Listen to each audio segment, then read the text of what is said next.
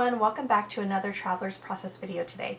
Today I'm only going to be featuring just my daughter's album or Traveler's Notebook, just because I'm finding it taking way too long to try to crunch both of the Traveler's Notebooks in under the time frame that I prefer, which is under 10 minutes.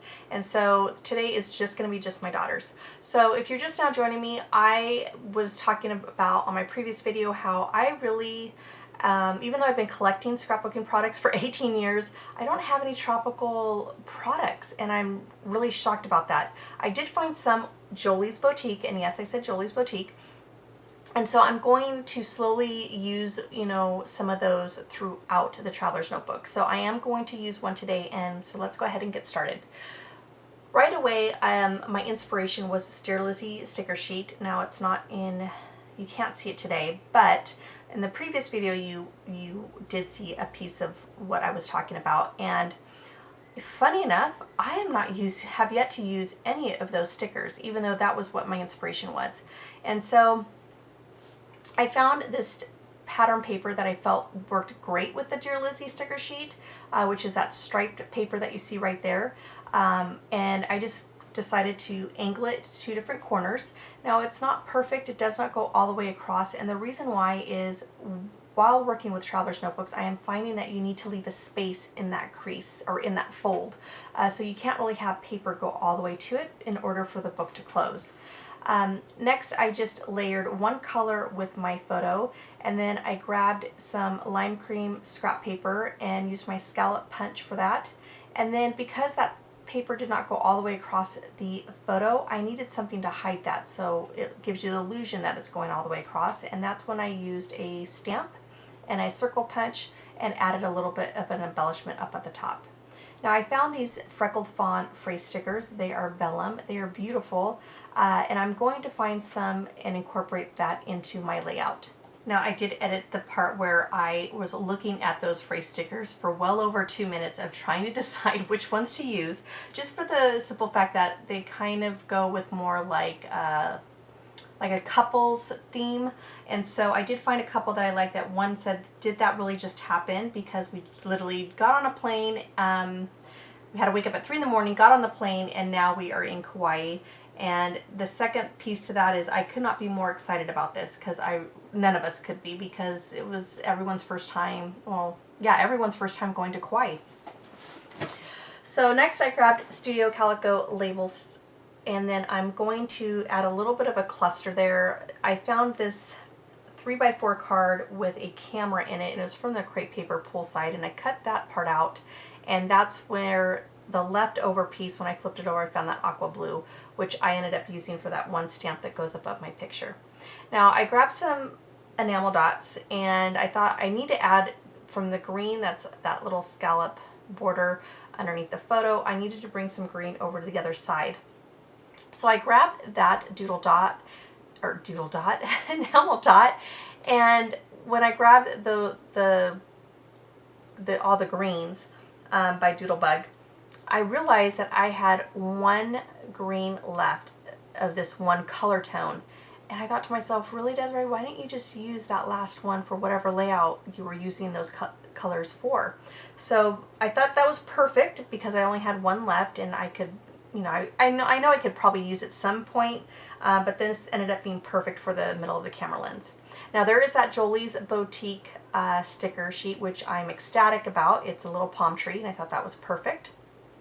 And then I went through all of my alphabet stamps that I had, and I ended up going with the Oasis one, which is an outline.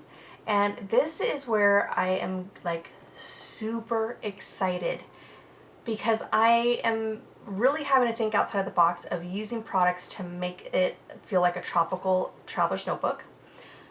Who has chalk? Okay, so I do, because I have yet to purge anything that I've ever bought that was scrapbook related. And while I was done stamping the title, which is going to say Aloha Kauai, I thought, do I take markers and color it in? I don't have any colored pencils. I might have some from my kids' school days. Just really looking, of what I could do. And that's when I thought, wait a minute, I have chalk. I have not used chalk in years. So I am so excited to bring that bad boy out and put it to use. And you know what? When I was done with it, I loved, loved, loved the final outcome. It is just so soft and so beautiful. And if you make a mistake, take a white eraser and you can erase it and you'll never even know that you made a mistake and then just start all over again. So that was perfect. I didn't have any more of the applicators that you see right there, so I just used Q-tips, and I picked out 3 colors that I wanted to use, and then I colored them in.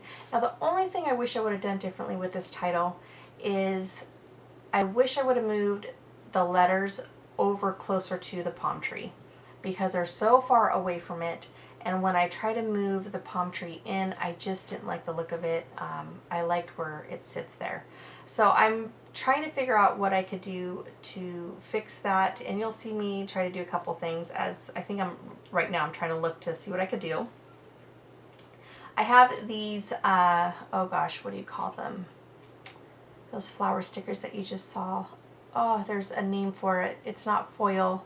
I know someone's shouting right now at the screen going, "It's this, Desiree!" Holographic. Okay, holographic stickers, and those just didn't work. I thought about those little flip-flops and they actually looked pretty cute there. I may go back and add them. Then I had this also from the poolside, this little pennant that has a number 6 on it. I did use some glossy accents on that. And then I know you saw earlier that other side of the label, it was a little tiny piece and I was going to use it at the top of the photo. I ended up finding the perfect spot for it, which is going to go right next to that pennant.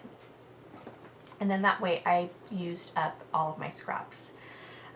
One thing I did go back and do, and I was a little hesitant last night while I finished this layout, is adding glossy accents